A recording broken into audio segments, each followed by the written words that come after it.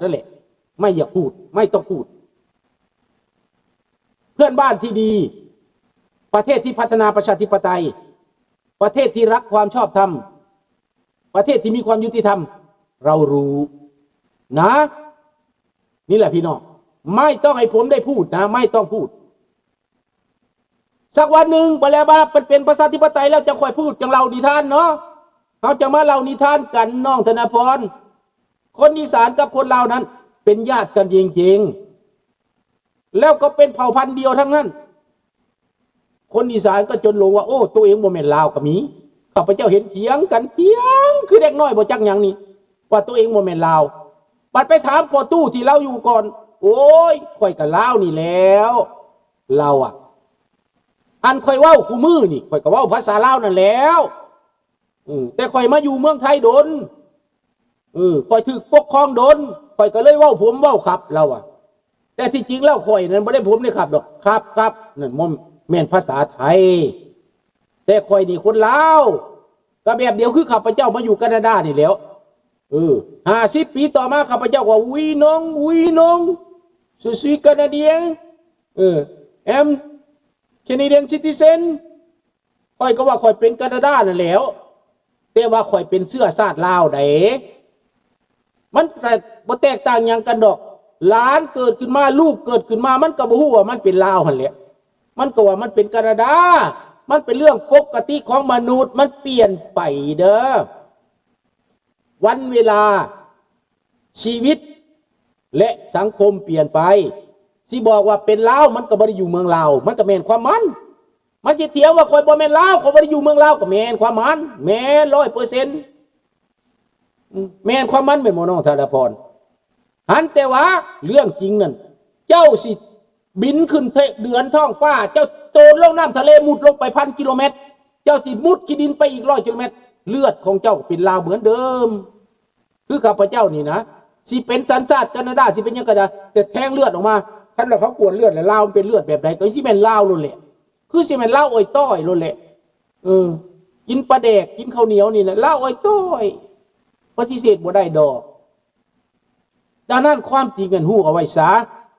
ดังนั้นพี่น้องคนไทยพี่น้องคนอีสานเราเป็นเลือดเนื้อเชื้อไขเดียวกันปฏิเสธไม่ได้หรอกครับบอกว่าตัวเองไม่ได้เป็นลาวนั่นพูดภาษาไทยก็ยังไม่ขอดไอ้คือเอาบางคนน่ะบ่อยากพูดซับที่ว่าบ่แม่นลาวได้นับตั้งแต่ขอนแก่นมาข้าพเจ้าถามมื้อนี้โอ้ยพูดแม่เลี้ยงข้าพเจ้านี่อยู่ขอนแก่นบ้านโน้นสะอาดอำเภอกุเลงอจังหวัดขอนแก่นโอ้ยอยู่ตีนผู้พุ่นมีแต่สวนน้อยแถวนั้นมีแต่สวนมะฮุงสวนมักละกอเต็มบักลามึงกินมักละกอบอกข้าพเจ้าไปบ้านโน้นสะอาดไม่ยังมักละกออีแม่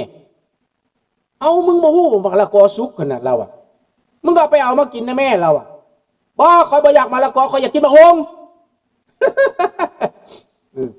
ข้าพเจ้าว่าคอยอยากกินมะฮุงเราก็หัวอุ้ยแล้วว่าตะกี้อีแม่ก็ห้องมะฮุงหั่นแหละแต่คันว่าเป็นภาษาไทยเราว่ามักละกอโอเคข้าพเจ้าก็ไปเอามะฮุงสุกมากินเด้นี่แหละภาษาอันเดียวกันนั่นแหละเอื้อนอยู่บ้านนอกตีนผู้พุ่นนั่นข้าพเจ้าไปตอนนั้นข้าพเจ้าอายุประมาณ10 ปีนี่แหละ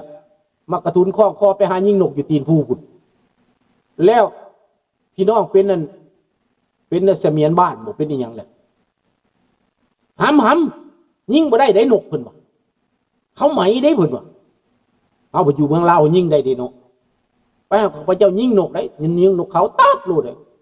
บ่ได้บ่หำยิงบ่ได้เขาบ่ให้ยิงนกว่าซั่นนกนี่ยิงบ่ได้ว่าซั่นข้าพเจ้าบ่จักเด้เนาะ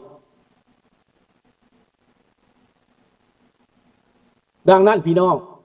เรื่องที่เวียดนามเฮ็ดกับลาว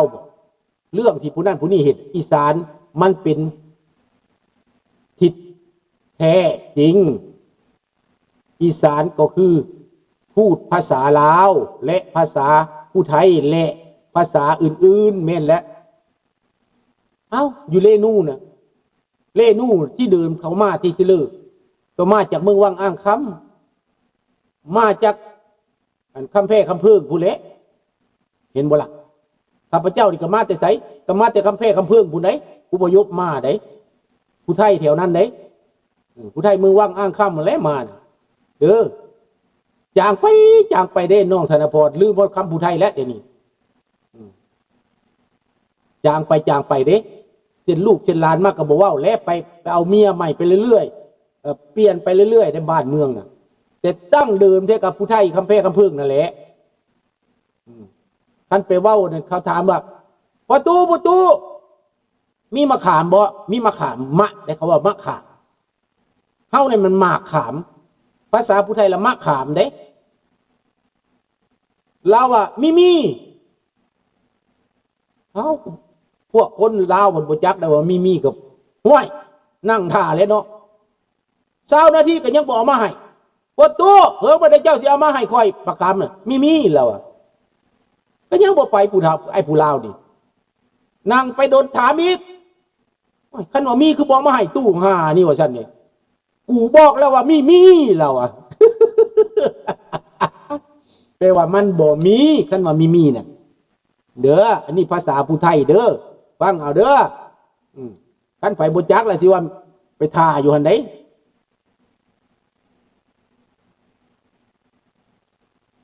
เขาบ่ได้มาพัฒนาเฮาพัฒนาเองฝรั่งมาจากลาวมาจากฝรั่งลาวมาจากแคนาดาลาวอเมริกาเฮาพัฒนาเป็นเพียงแต่เฮามีเอกราชเฮาพัฒนาได้เบิดปิตะวางคนลาวก็บ่ได้โง่เป็นเบิดมาอยู่ต่างประเทศเฮ็ดหยังก็เป็นเบิด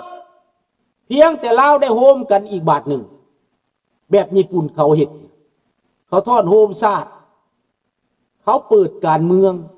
แบบโปแลนด์เปิดว่าระบบใดการเมืองใดลัทธิใดกฎหมายใดที่ให้คนลาวอยู่ร่วมกันได้เท่านั้นนะมันก็เจริญแหละ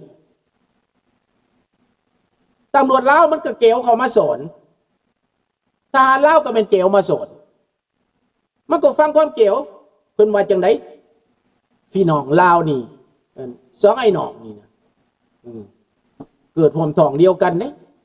เขาเป็นฮักฟักเส้นหนึ่งกับปั้นกันกินได้พี่น้องนี่70 ปีแล้วได้ที่พวกเฮาเป็นฝีเป็นหนองกันนี่ได้เฮาก็หักพี่น้องลาวได้พี่น้องลาวก็หักเขาหลายได้เป็นว่าซั่นนี่มีหมูก็ปั้นกันกินมีหมาก็ปั้นกันกินได้มีเป็ดมีไก่ก็ปั้นกันกินได้พี่น้องลาวก็พี่น้องเวียดไอ้น้องลาวก็ไอ้น้องเวียดนี่เป็นท้องเดียวกันได้เพิ่นว่าซั่นเด้แต่ว่าตอนเฮาอึดเฮาอยากน่ะถามแบบหมาแม่บักแก้วมันเอาอย่างไม่เอากินเนี่ยบ่มีเอาไปรักฟักเส้นหนึ่งปันกันกินก็บ่มีแต่มันเอามีแต่มันปุ้นมีแต่นำมันเอาเปียกไม่เฮามันก็เอาไปเฮเฮามันก็เอาไปอำนาจมันก็กดขี่ข่มเหงแล้วมันสร้างหุ่นเสิร์ชท้องลุ้นหุ่นเสิร์ชสอนใส่ไว้เท่านั้นถ้าลาวฟังความรัสเซียแม่นถูกไปแล้วบ่มาเมียลูกรอท่าผัวกับวันมาพัดเวลาแม่นมันตายแล้วมันสิมาจังไดมีบุญ